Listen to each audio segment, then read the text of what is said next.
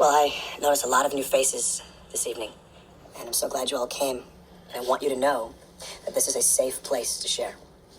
So if you want to tell us your story, there'll be no judgment. Hi, I'm Charlie.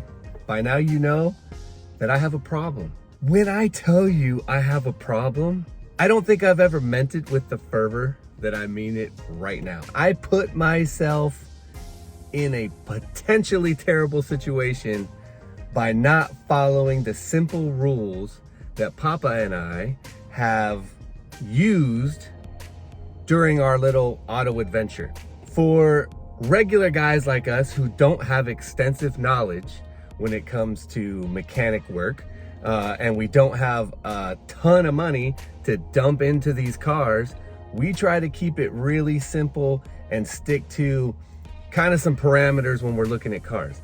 Number one, not too old. Number two, not too high of miles. And number three, this is kind of iffy in the price range, but if you can find one with a ton of records, that's fantastic too. So all those things we try to stick to until now. My trifecta, my Mount Rushmore of cars that I want to own, particularly Mercedes-Benz that I want to own, is the Bruno Sacco 3. Bruno was responsible for a lot more than just 3 Mercedes, but the 3 that I absolutely love is the R129, which you saw. That opened up this floodgates of other cars that I fell in love with. The W126, I love that body style. That's like the big SEC, 560 SEC coupes. I like the 4 doors as well, but I'm a coupe guy, so I love those. And what I'm sitting in right now. Some of you may have guessed just by the interior, but I am sitting in a 1988 Mercedes-Benz 300 CE. Yes, this is the C124 or the W124 Coupe, as some people incorrectly call it, but technically it's the C124.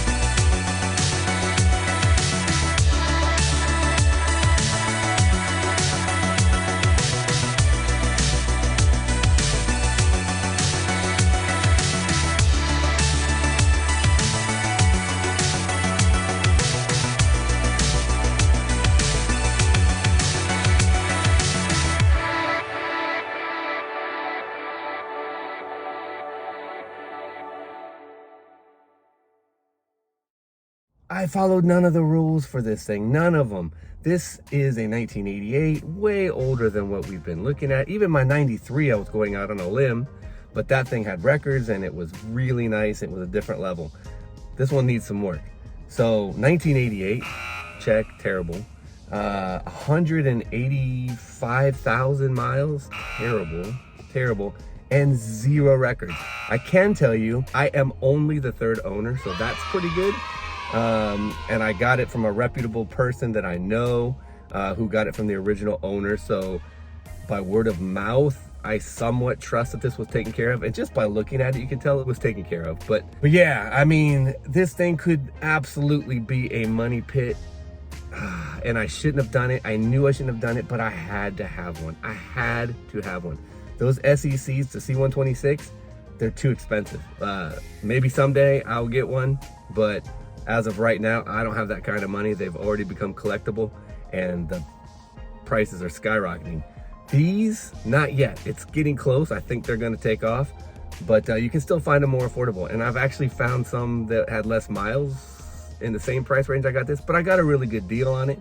But really high miles. I did consult with a Mercedes mechanic who told me that these engines are bulletproof, and this thing could easily get 300,000 miles. So that makes me feel a little bit better.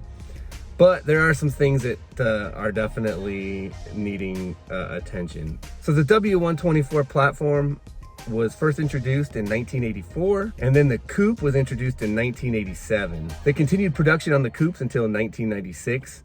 By then, I think they were actually called an E-Series. For these early ones, it was the 300 CE. Again, this is a Bruno Sacco work of art. Beautiful, beautiful cars.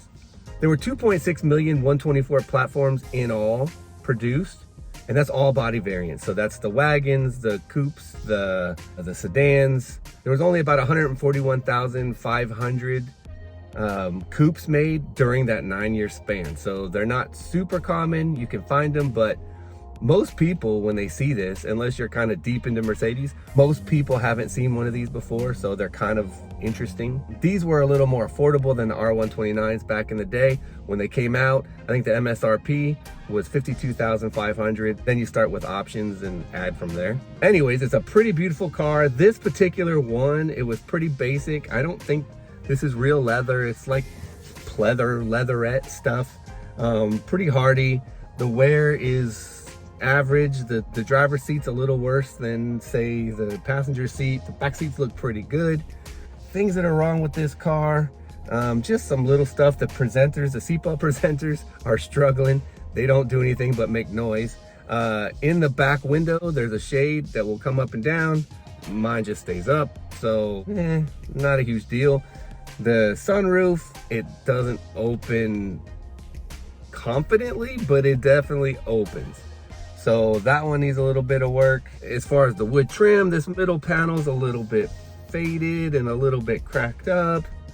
The one feature about this car that is so beautiful, one of the things that makes it stick out to me, is it's a pillarless coupe. So that's a beautiful thing when all the windows are down. I think that looks spectacular. Other than that, this thing is original, and it's actually in pretty decent shape. There's no major leaks. It's pretty dependable when it runs. I would say the one thing that I gotta address is it's got kind of a cold start, and as the weather's gotten colder, it's gotten a little bit worse. It usually starts on the second time. And then the idle is a little bit rough. When it's in neutral or when it's parked, the idle's not too bad. But when I have it in drive and I'm sitting in a light for an extended period of time, or if I'm sitting in McDonald's in line, this just happened, it gets a little bit risky and it seems like it's gonna die on me, but it hasn't died. So I've been working on that. I got a few things that we're gonna be trying with that. And then we'll have to get an expert's opinion on what could be going on with the idle. And the air conditioning doesn't work. I'll definitely want to get that done before summer, but not a huge deal. So I've got some plans for this car. It's something that I've never been able to follow through yet with. I usually fix up cars, and then before I can really customize them or do anything that I really want to do, I end up going ADD and loving something else, and then I sell it. So what I really, really want to do is, I apologize in advance to all you stock guys, the guys who like it classic and the way it came from the factory, but these things look so good customized, dropped a little bit. I'm not gonna put bags on it.